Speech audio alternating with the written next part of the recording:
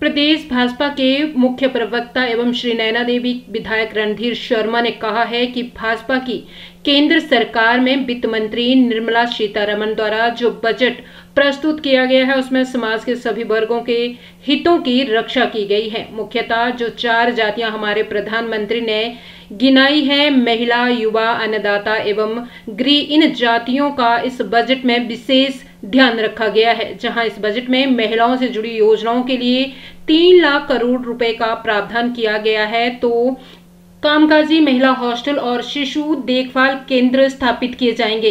महिलाओं के लिए विशिष्ट कौशल प्रशिक्षण कार्यक्रम चलाए जाएंगे और महिला स्वयं सहायता समूहों को बाजारों तक पहुंचाने के लिए योजनाएं शुरू की जाएंगी। ये सभी बजट प्रावधान महिला सशक्तिकरण और आत्मनिर्भरता को बढ़ावा देने के साथ साथ विकसित भारत की संकल्प यात्रा में जोड़ने का बेहतरीन प्रयास है। वही युवाओं से जुड़ी योजनाओं के लिए 2 लाख करोड़ रुपए का प्रावधान किया है। इसके अतिरिक्त 5 साल में 4 करोड़ नौजवानों को नौकरी देने का लक्ष्य रखा गया है। 1 लाख रुपए से कम सालाना आय पर 3,000 रुपए की सरकारी मदद मिलेगी। मुद्रा लोन की सीमा बढ़ाकर 20 लाख रुपए कर दी गई है। स्टार्टअप इकोसिस्टम को सुदृढ़ करने के लिए एंजल्स टैक्स समाप्त कर दिया गया है। माता पिता और अभिभावकों के योगदान से एक नई योजना एनपीएस वात्सल्य शुरू की जाएगी। श्री शर्मा ने कहा कि मोदी सरकार की तीसरी पारी में पहले बजट में 4 मुख्य समूह गरीब, युवा, अन्नदाता और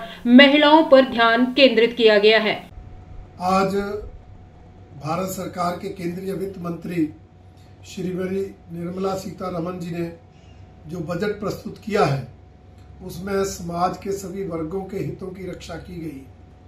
मुख्यतः जो 4 जाति हमारे प्रधानमंत्री जी ने गिनाई है, महिला, युवा, अन्नदाता और गरीब, इन 4 जातियों का विशेष रूप से इस बजट में ध्यान रखा गया है। जहां इस बजट में महिलाओं से जुड़ी योजनाओं के लिए 3 लाख करोड़ रुपए के बजट का प्रावधान किया गया है, वहीं युवाओं से जुड़ी योजनाओं के लिए 2 लाख करोड़ रुपए के बजट की व्यवस्था की गई।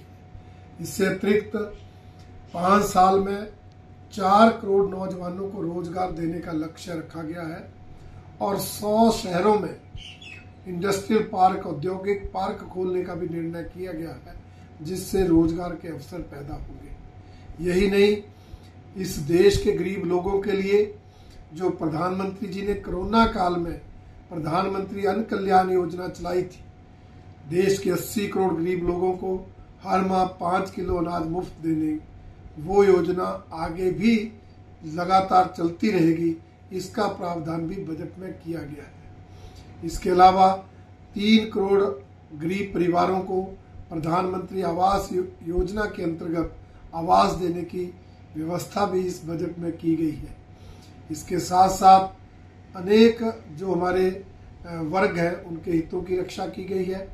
1 करोड़ किसानों को जो प्राकृतिक खेती है उसका लाभ मिले, उसके लिए भी लक्ष्य इस बजट में रखा गया।